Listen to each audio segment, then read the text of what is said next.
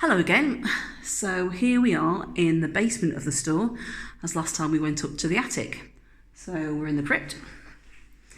It was snowing earlier and that hasn't stayed around. So worth noting where we are. So we've got the concertina shutters here, which you would have seen on the spiral staircase as well. There's the doorway for the shoe department. And it's worth noting this archway here. Must admit I hadn't noticed it before until I've been doing my investigations, but we'll come back to that. So going into the crypt, this is actually a 13th century building, and when it was excavated for the crypt chambers in 1858, they discovered that the levels had actually been brought up by the use of soil and things, so they actually excavated further down and found the existing stone floor. Now they did take a lot of flack for actually making it a stone building, because most of the other buildings were timber frame based, but it seemed ridiculous really to put timber frame on top of essentially a stone building. We have a little fireplace in here.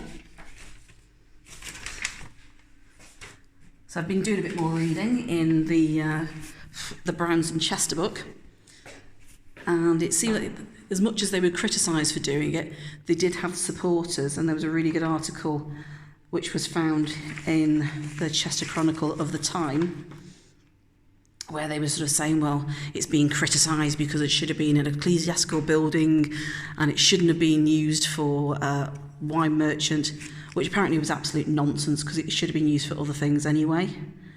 The style obviously is ecclesiastical, but they said at the time when it was originally built, it was used for claret and sack, as well as staves of yew for making English bows, ashen shafts for arrows, Spanish meal and Genoa velvet.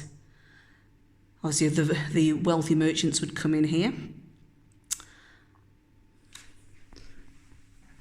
So when it was all converted, it became yet again a wine merchant. So obviously we're quite empty at the moment because there's nobody here. Now, we've got the central archway here.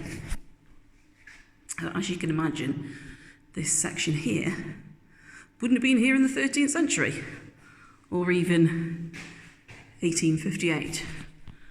So there's something going on behind there, isn't there? Obviously when it was open we had nice little things telling you about the rows. All the rows.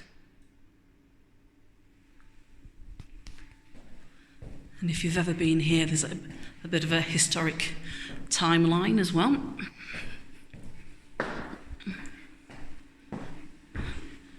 Which goes through some of the history of Chester.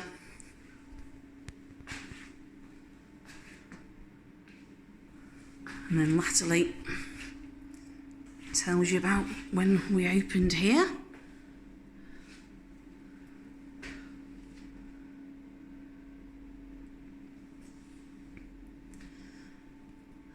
Go to the tea press, which opened in 2012.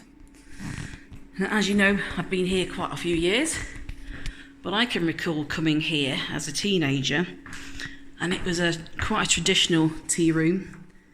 Had all the nice little tables and chairs in here, and the waitresses were in their black dresses and their white hats and white aprons, and all very traditional, and coming in here for cream tea with my friend Lindsay and her mum. So lovely memories. But it's continually evolved, and in the 1960s it was used as a selling space, and they used to have the silverware and porcelain things down here too, and it wasn't actually used for a coffee shop. I think that was possibly later, going to the 70s and 80s. But when I started in 2002, it was really the start of the internet. And I'm sure you can all remember when there were internet cafes. Yeah. Not that we need internet cafes now, do we, with our wonderful phones? But we did used to have a semi-internet cafe here, and it was actually this bit here. And I think we had 4 computers set up where you could pay for an hour or half an hour, have a cup of tea and surf the net. But going back to that archway, so this is one of the stock rooms. As you can see, whoop, ceiling of the arch, a little bit further down, and again another sort of arch there. Now I did a bit more discovering. If you carry on through, that actually takes you to the men's toilets, which will obviously go straight on, and then further along, which will be another section I'll go into later, was toilets for staff, but there's an archway that comes out the other side, so this must have run straight the way through.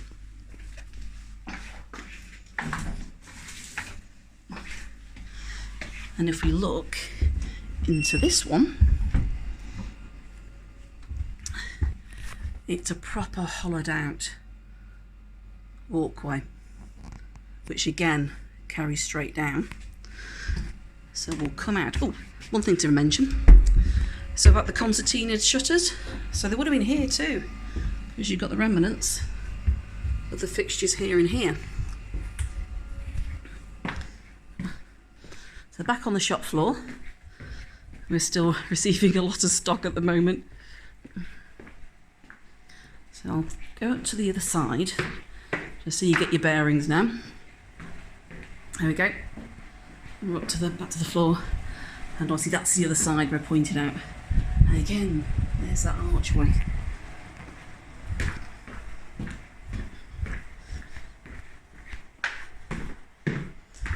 So behind this rather nutty 80s louver door, here's another section. Ooh. Bear me a moment. There we go. So going back to where I was saying before, that is the other side of the archway, where the sort of the cabinet bit was. And you can see the arch goes, I know obviously we've got this in the way unfortunately, but the same thing is here, and going through the other side. So this would have been straight the way through. But talking about the arch at the front, well, this is where we are. So this was used as a stockroom for a little while. I think trip luggage was down here for a little while. So that is obviously blocked in. And can you see all that fine? So it's a proper archway, proper runway of a walkway.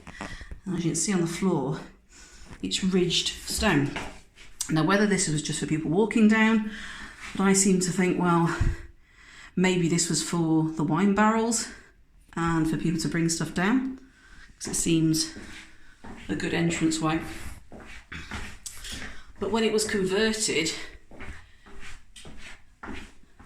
obviously you had the existing Crypt tunnel, which is through there, and then the additional 4 tunnels, and apparently they're all used for the wine merchant.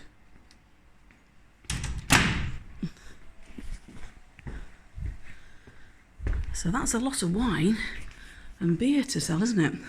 But as you can see, it's all curved, indicating the tunnels.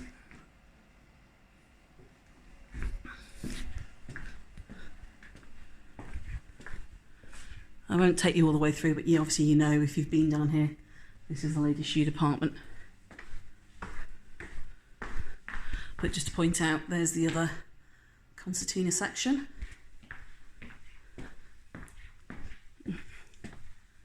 Into June, and there's the second one there. Obviously brand new staircase was popped in a few years ago when the extension was given back.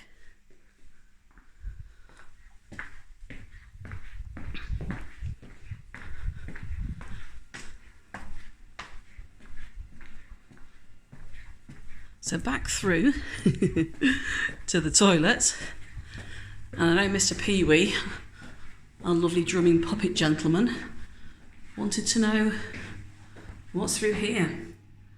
Well, I'll let you know, but not now.